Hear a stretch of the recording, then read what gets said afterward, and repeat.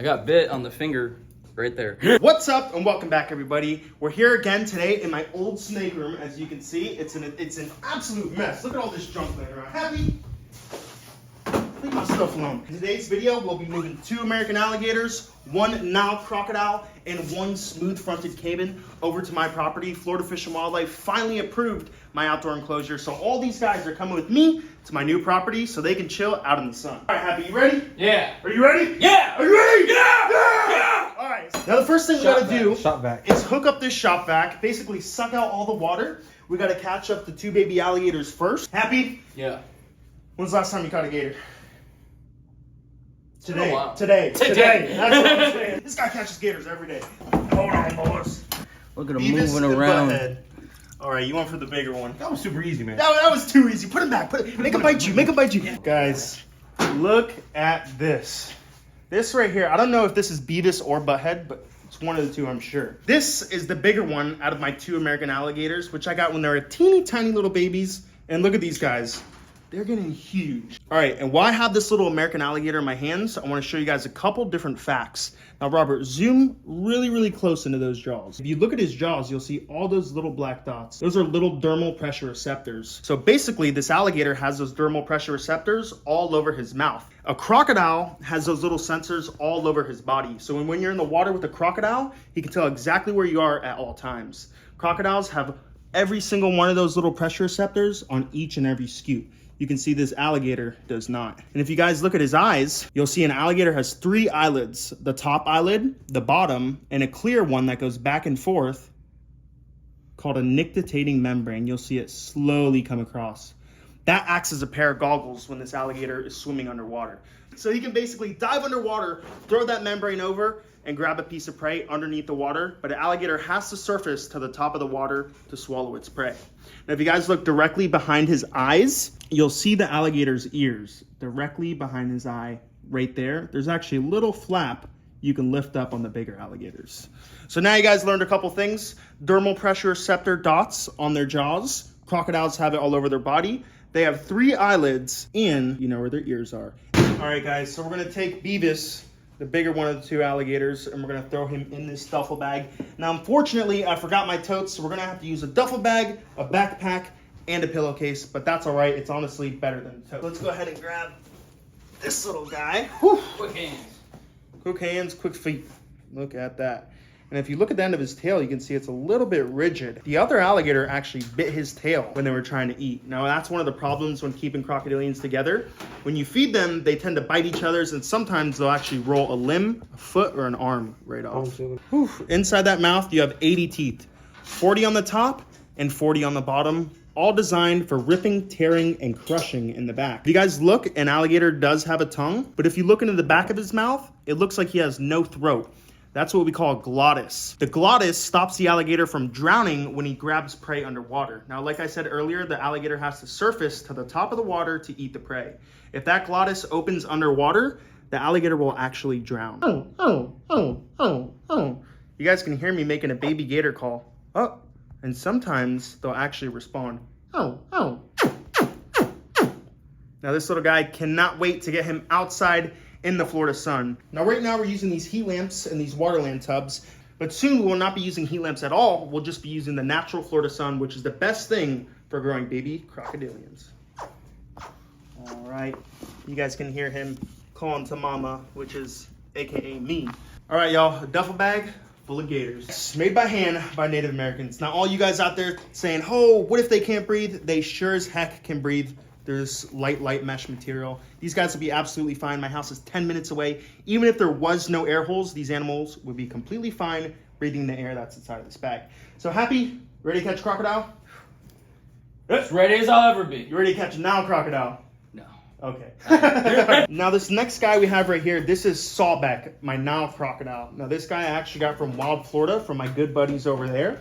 All right, Happy, remember, this is a crocodile. This is not an alligator. Yeah. Crocodiles have an extra vertebrae in their neck, as well as caiman, which allows them to twist and bite you from the back. Now, alligators don't have that vertebrae, and they're a little bit slower. I'd go straight for the neck while he's underwater. There you go.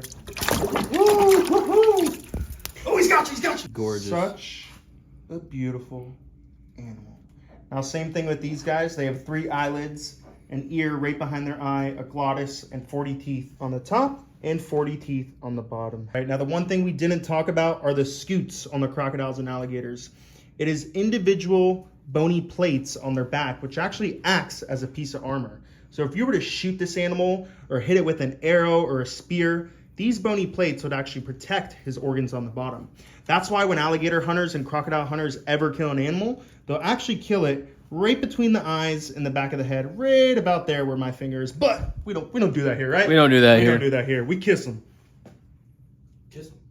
Oh, no. We kiss them on the mouth. No, I don't. But this right here, guys, is a beautiful Nile crocodile named Sawback after the Egyptian Nile god. You can clearly tell the difference between an alligator and a crocodile. Whole lot feistier. Whole lot faster. Gator's like a white girl, croc, Spanish woman. Mm-hmm. Like them Cuban crocs. It's like a Cuban girl. All right, so let's go ahead. We'll throw him in the bag. Now this guy you want to be pretty fast with. 1, 2, 3. Release. Good job, boys. Careful, he'll still bite you. Oh, shit. Robert to the rescue. Good job, Robert. Hey, show us that tan line. Oh, look, show us that tan line. I can fry an egg with the grease on your head right now.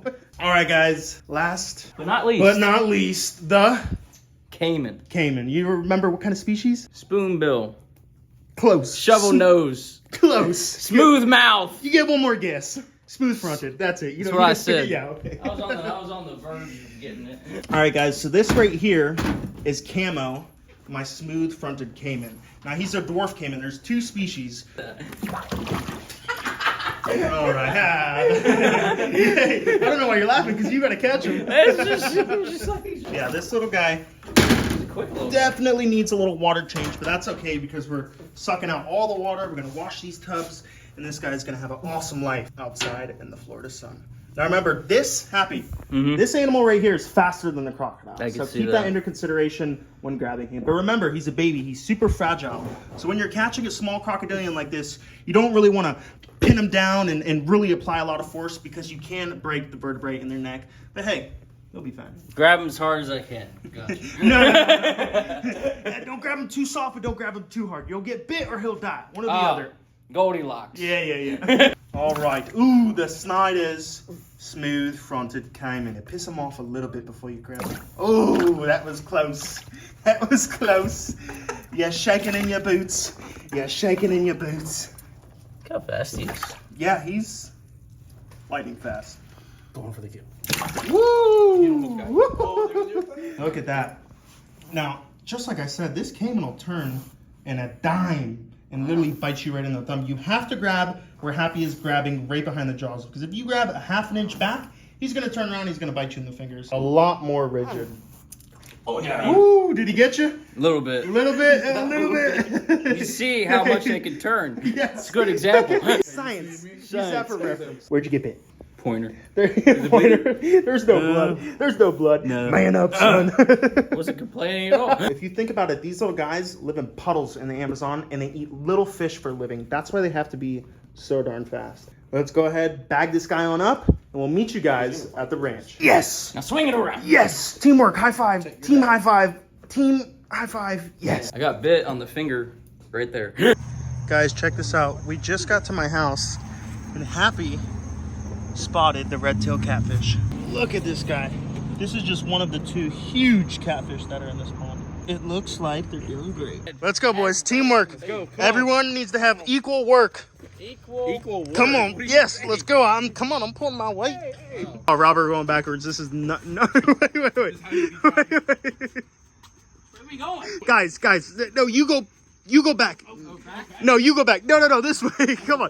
Guys, get in the crock pen. Hey. All right.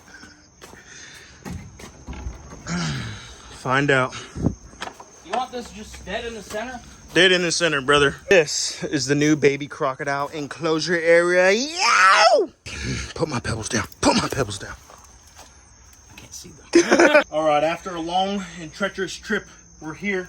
A lot of blood, sweat, and tears went into moving these crocs. Mainly just sweat. and Happy's tears. And Happy's a little bit of blood. Let me see Oh, your it finger. was a little bit of blood. Let me see your finger. It's fine. See?